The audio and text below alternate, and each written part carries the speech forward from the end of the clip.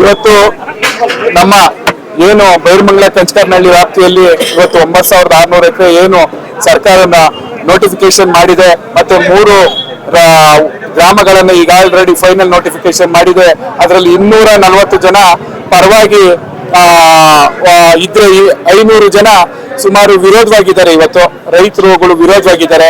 ಹಾಗಾಗಿ ದಯಮಾಡಿ ಸರ್ಕಾರ ಇದನ್ನ ಕೈ ಬಿಡಬೇಕು ಅಂತ ನಾವು ಈಗಾಗಲೇ ಕೇಳ್ತಾ ಇದೀವಿ. ಅದ್ರ ಜೊತೆಗೆ ನಾವು ಈಗ ಮತ್ತೆ ಏನು ಮೋದಿ ಸಾಹೇಬ್ರನ್ನ ಮೋದಿ ಅವರು ನಮ್ಗೆ ಈಗ ಆಲ್ರೆಡಿ ನೀವು ಮಾಡ್ತಾ ಇರೋದು ಒಳ್ಳೆ ಕೆಲಸ ಅಂತ ಹೇಳಿ ಇವತ್ತು ಡಿ.ಕೆ. ಶಿವಕುಮಾರ್ ಸಾಹೇಬ್ರು ಏನ್ ಹೇಳಿದ್ದಾರೆ ಅದನ್ನ ಮೋದಿ ಸಾಹೇಬ್ರಿಗೆ ಕೂಲಂಕುಷವಾಗಿ ತಿಳಿಸ್ಬೇಕು ಅಂತ ಹೇಳಿ ನಾವು ದೆಹಲಿ ಜಾಥಾನು ಕೂಡ ಮಾಡ್ತಾ ಇದೀವಿ. ಅವ್ರ ಜೊತೆಗೆ ಈ ವಾರ ಅಥವಾ ಮುಂದಿನ ವಾರದಲ್ಲಿ ನಮ್ಮ ಅಶೋಕಣ್ಣ ಅವರು ಬೈರಮಂಗಲದಿಂದ ಮತ್ತೆ ವಿಧಾನಸೌಧದವರೆಗೂ ವಿಧಾನಸೌಧ ಚಲೋ ಅಂತ ಹೇಳಿ ಪಾದಯಾತ್ರೆಯನ್ನು ಕೂಡ ಕೈಗೊಂಡಿದ್ದೀವಿ. ಹಾಗಾಗಿ ಅದ್ರ ಜೊತೆಗೆ ಈಗಾಗಲೇ ಎಲ್ಲರೂ ಕೂಡ ಪ್ರತಿಯೊಬ್ರು ಗ್ರಾಮಸ್ಥರು ಪ್ರತಿಯೊಬ್ರು ಸಾವಿರಾರು ಜನ ಸೇರುವ ಮೂಲಕ ಅವತ್ತು ಸೇರ್ಬೇಕು ಅಂತಾನು ಕೂಡ ಈ ಮೂಲಕ ಡೇಟ್ ಫಿಕ್ಸ್ ಆಗುತ್ತೆ. ಆ ಡೇಟ್ಗೆ ತಾವೆಲ್ಲರೂ ಕೂಡ ಮಾಧ್ಯಮದವರಾಗ್ಬೋದು ಅಥವಾ ನಮ್ಮ ರೈತ ಬಾಂಧವರು ಎಲ್ಲರೂ ಕೂಡ ಒಗ್ಗಟ್ಟಾಗಿ ಬರಬೇಕು ಅಂತ ಕೇಳ್ತಾ ಇದ್ದೀನಿ. ಮತ್ತೆ ಈ ಒಂದು 2 ಪಂಚಾಯತಿಲಿ ಸುಮಾರು 6 ಲಕ್ಷ ಲೀಟರ್ ಹಾಲು ಉತ್ಪಾದನೆ ಆಗ್ತಾ ಇದೆ. 16 ಲಕ್ಷ ಮರಗಿಡಗಳಿದಾವೆ, ಲಕ್ಷಾಂತರ ಜಾನುವಾರುಗಳಿದಾವೆ. ಅವನ್ನೆಲ್ಲ ಉಳಿಸುವಂತ ಕೆಲಸವನ್ನ ನಾವೆಲ್ಲರೂ ಸೇರಿ ಮಾಡ್ಬೇಕಾಗುತ್ತೆ. ಹಾಗಾಗಿ ನೀವೆಲ್ಲ ನಿಂತಿರೋದು ನಮ್ಗೆ ಖುಷಿ ಕೊಡುವಂತ ವಿಚಾರ ಮಾಧ್ಯಮದವರು. ಹಾಗೇನೆ ಈ ಒಂದು ಮನವರಿಕೆನ ನೀವು ಎಲ್ಲರೂ ಸೇರಿ ನಮ್ಮ ಡಿ.ಕೆ. ಶಿವಕುಮಾರ್ ಅವ್ರಿಗೂ ಕೂಡ ಇದನ್ನ ಮನವರಿಕೆ ಮಾಡ್ಕೊಡ್ಬೇಕು ಮಾಧ್ಯಮದವರು ಅಂತ ನಾನು ಈ ಮೂಲಕ ಕೇಳ್ಕೊತಾ ಇದ್ದೀನಿ. ಹಾಗೇನೆ ಅವರ ತಮ್ಮ ಅವರು ಬೊಮ್ಮೂಲ ಅಧ್ಯಕ್ಷ ಆಗಿ ಯಾರು ಸುರೇಶ್ ಅಣ್ಣ ಅವರು ಅಧ್ಯಕ್ಷ ಆಗಿದ್ದಾರೆ. ಇಲ್ಲಿ 6 ಲಕ್ಷ ಲೀಟರ್ ಹಾಲು ಉತ್ಪಾದನೆ ಆಗ್ತಾ ಇದೆ ಅಂತ ಹೇಳಿ ತಮ್ಗೆಲ್ಲ ಗಮನಕ್ಕಿದೆ. ಇಂಥ ಒಂದು ಒಳ್ಳೆ ವಾತಾವರಣ ಇರುವಂತ ಜಾಗವನ್ನ ಅದ್ಗಡಿಸೋದಕ್ಕೆ ಹೋಗ್ಬೇಡಿ, ಅವನ್ನ ಹಾಳು ಮಾಡೋದಕ್ಕೆ ಹೋಗ್ಬೇಡಿ. ದಯಮಾಡಿ ನೀವು ಇದ್ರನ್ನ ನಿಮ್ಮ ಅಣ್ಣ ಅವ್ರಿಗೆ ಹೇಳಿ ಈ ವಿಚಾರವನ್ನ ಮುಟ್ಟಿಸಿ ರೈತರನ್ನ ಬೀದಿಗೆ ತಳ್ಳೋ ಕೆಲಸವನ್ನ ನೀವು ದಯಮಾಡಿ ಮಾಡಬೇಡಿ. ರೈತರಾಗ್ಬೋದು, ಅವ್ರ ಮಕ್ಕಳು ಮೊಮ್ಮಕ್ಕಳು ಬೀದಿಗೆ ತಳ್ಳೋಂತ ಕೆಲಸ ಮಾಡಬೇಡಿ. ಆ ಪಾಪ ಕಾರ್ಯ ನಿಮ್ಗೆ ನಿಜವಾಗೂ ಅಂಟ್ಕೊಳ್ಳುತ್ತೆ.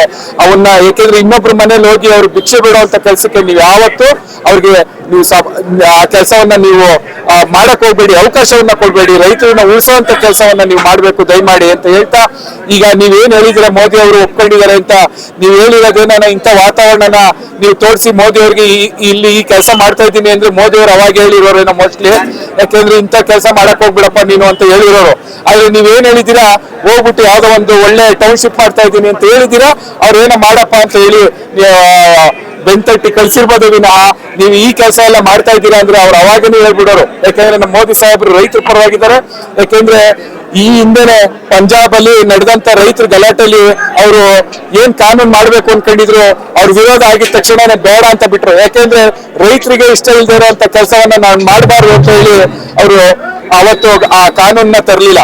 ಆದ್ರೆ ನೀವು ನಾನು ಏನೇ ಆದ್ರೂ ಸರಿನೇ, ನಾನು ಹೊಡೆದ್ರು ಸರಿನೇ, ಬಡಿದ್ರು ಸರಿನೇ, ಏನಾದ್ರೂ ಸರಿನೇ, ನಾನು ಈ ಒಂದು ಟೌನ್ಶಿಪ್ ಮಾಡೇ ಮಾಡ್ತೀನಿ ಅಂತ ಹೇಳಿ ಜಿದ್ದಿಗೆ ನಿಂತಿರೋದು ನೋಡಿದ್ರೆ ಇಲ್ಲಿ ನೀವು ಭ್ರಷ್ಟಾಚಾರ ಮಾಡೋದಕ್ಕೆ ಅಂತಾನೆ ನೀವು ಈ ಕೆಲಸ ಮಾಡ್ತಾ ಇದ್ದೀರಾ. ನೆನ್ನೆನೂ ಕೂಡ ನಿಮ್ಮ ಸ್ಟೇಟ್ಮೆಂಟ್ ಎಲ್ಲ ನೋಡುವ, ಆ ಸ್ಟೇಟ್ಮೆಂಟ್ ಅಲ್ಲಿ ಭ್ರಷ್ಟಾಚಾರ ಯಾರು ಮಾಡ್ತಾರೆ ನೀವು ನನಗೆ ಫೋನ್ ಮಾಡಿ ಅಂತ. ಸ್ವಾಮಿ ನೀವೇ ಭ್ರಷ್ಟಾಚಾರಕ್ಕೆ ಇಳಿದ್ಬಿಟ್ಟಿದ್ದೀರಿ. ಆ ಭ್ರಷ್ಟಾಚಾರ ನೀವೇ ಹೇಳಿದಿರೋದ್ರಿಂದ ನಾವಿನ್ಯಾರು ಫೋನ್ ಮಾಡೋದು? ಇಲ್ಲಿರೋ ರೈತರು 2000 ಎಕರೆ ಗೋಳು ಸಹ ಮಾಡ್ಕೊಬಿಟ್ಟಿದ್ದೀರಿ. ಅದು 2000 ಎಕರೆ ಎಲ್ಲೋಯ್ತು? 2600 ಎಕರೆ ಗೋಮಾಳ ಇತ್ತು, ಈಗ 600 ಎಕರೆ ಅಂತ ಇದ್ದೀರಿ. 2000 ಎಕರೆ ಎಲ್ಲಾಯ್ತು ಸ್ವಾಮಿ? ಅದನ್ನ ನೀವೇ ಭ್ರಷ್ಟಾಚಾರ ಮಾಡಿ ನೀವೇ ನಂಬರ್ ಕೊಡಿ ಅಂದ್ರೆ ಹಂಗಾರೆ ನಿಮ್ಗೆ ನಾವು ಫೋನ್ ಮಾಡ್ಬೇಕಾ, ಇಲ್ಲ ನಿಮ್ಗೆ ಅರ್ಜಿ ಕೊಡ್ಬೇಕಾ? ನೀವೇ ಭ್ರಷ್ಟಾಚಾರ ಮಾಡಿ ನೀವು ಫೋನ್ ಮಾಡಿ ಅಂತ ಹೇಳ್ತೀರಾ ಅಂದ್ರೆ ಯಾವ್ದು ನೀತಿ ಇದು? ನಿಮ್ ಕಾನ್ಪುರ ಕಡೆ ಒಂದೇ ಒಂದು ಎಕರೆನು ಮಾರ್ಬೇಡಿ, ಚಿನ್ನ ಆಯ್ತಿದೆ ಜಾಗ ಅಂತೀರಾ. ಇಲ್ಲಿ ನೋಡಿದ್ರೆ ನೀವೇ ಬಂದು ಕುತ್ಕೊತಾ ಇದ್ದೀರಾ. ಇದೆಲ್ಲ ದ್ವಂದ್ವ ನೀತಿ. ಈ ಬಿಡದಿಲಿ ನಮ್ಮ ಗಾಣ್ಕಲ್ಲು, ಕುರುಬುರುಕರನಹಳ್ಳಿ, ಬೋರಹಳ್ಳಿ ಹತ್ರ 510 ಎಕರೆ ನೀವು ಲೇಔಟ್ ಮಾಡಿದ್ವಿ 2006ರಲ್ಲಿ. ಹೇಳ್ಕೊಳಕ್ ಒಂದ್ ಮನೆ ಕಟ್ಕೊಂಡಿಲ್ಲ ಇವತ್ತು ಕೂಡ. ಬೆಂಗಳೂರು ಸುತ್ತಮುತ್ತ ಇರೋ ಪ್ರದೇಶದಲ್ಲಿ ಎಷ್ಟೋ ಲಕ್ಷಾಂತರ ಸೈಟ್ ಉಳಿದವೆ, ಲಕ್ಷಾಂತರ ಅಪಾರ್ಟ್ಮೆಂಟ್ಗಳು ಉಳಿದವೆ. ಇವನ್ನೆಲ್ಲ ಫಿಲ್ ಮಾಡೋದು ಬಿಟ್ಬಿಟ್ಟು ನೀವು ಈ ಕೆಲಸ ಮಾಡಿದ್ರೆ ಏನರ್ಥ? ಈ ತರ ಎಲ್ಲ ಮಾಡೋದು ದಯವಿಟ್ಟು ದೇವರು ಕೂಡ ಕ್ಷಮಿಸಲ್ಲ, ಜನನ ಮುಂದೆ ನಿಮ್ನ ಕ್ಷಮಿಸಲ್ಲ. ದಯಮಾಡಿ ನಾವು ಈ ಒಂದು ಸರ್ಕಾರದ ಒಂದು ಕೆಟ್ಟ ಯೋಜನೆನ ಜಂತರ್ ಮಂತರಲ್ಲೂ ಕೂಡ ದೆಹಲಿ ಚಲೋ ಮಾಡಿ ಜಂತರ್ ಮಂತರಲ್ಲೂ ಕೂಡ ನಾವು ಪ್ರೊಟೆಸ್ಟ್ ಮಾಡಿ ಈ ಸರ್ಕಾರದ ಏನು ಕೆಟ್ಟ ನೀತಿಯನ್ನ ಇವರ ದುರಾಡಳಿತವನ್ನ ದೇಶದಲ್ಲಿ ನೋಡ್ಬೇಕು. ಆ ತರ ಹೇಳಿ ನಾವು ಕೂಡ ಅಲ್ಲಿ ಪ್ರೊಟೆಸ್ಟ್ ಮಾಡೋಕೆ ನಾವು ಈ ಮಂತ್ ಎಂಡ್ ಒಳಗಡೆ ಟೈಮ್ ತಗೋತಾ ಇದೀವಿ. ನಮ್ಮ MP ಸಾಹೇಬ್ರು ಟೈಮ್ ತಗೋತೀನಿ ಅಂತ ಹೇಳಿದ್ದಾರೆ. ಅದ್ರ ಜೊತೆಗೆ ಅಶೋಕಣ್ಣ ಅವರು ಪಾದಯಾತ್ರೆ ಮಾಡೋದಕ್ಕೂ ಕೂಡ ಅವರು ಕೂಡ ಹೇಳಿದ್ದಾರೆ, ಅದನ್ನ ಟೈಮ್ ಕೊಡ್ತೀನಿ ಅಂತ ಹೇಳಿದ್ದಾರೆ. ಅವ್ರಿಗೆ ಹುಷಾರಿಲ್ಲದೆ ಇರೋ ಕಾರಣಕ್ಕೆ ಇನ್ನು 2 ದಿನದಲ್ಲಿ ಅವರು ಕೂಡ ನಮ್ಗೆ ಹೇಳ್ತಾರೆ, ಒಂದು ಡೇಟ್ ಫಿಕ್ಸ್ ಮಾಡ್ತೀವಿ.